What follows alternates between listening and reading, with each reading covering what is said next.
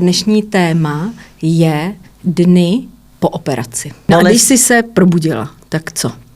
No tak vlastně jsi celá obvázaná, stažená, věděla jsem teda, že tam nic není, no a byla jsem pod práškama, i jsem si říkala o prášky na spaní, ale bylo to v pořádku, mohla jsem hnedka jako vlastně chodit, měla jsem infúzi potom, to jsou ty, že odkapává ti krev z té rány. Když jsem tam byla, tak já jsem se 3 dny vlastně neviděla, 4 dny. To znamená, byste až doma sundavali tu hrudní bandáž, nebo si ji ještě potom měla? Nebo já jak jsem to se probíhalo? samozřejmě sprchovala tak, abych si to nenamočila. Paní doktorka sundala a říkala, vy to máte hezký.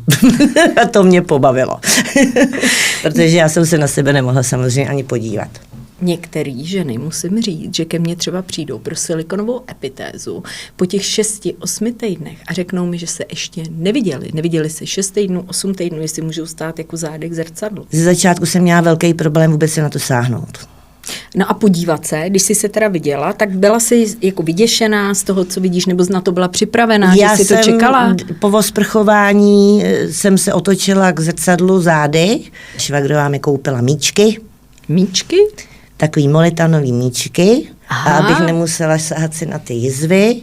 Já jenom se trošičku vrátím to, jak ty si říkala, že se tě ptala paní doktorka, jestli budeš chtít vlastně ten implantát, ten silikon, že zase oni operujou možná trochu jinak, jo, a ve chvíli, kdy vlastně ty, ano, řekne, že by si chtěla mít ten silikon, tak oni tam nechávají trošku víc kůže, aby tam byl prostor na to, aby ten implantát byl kam vložit. Vlastně je to taková ano. jako kapsa, jestli to tak můžu nazvat. Ano, ano.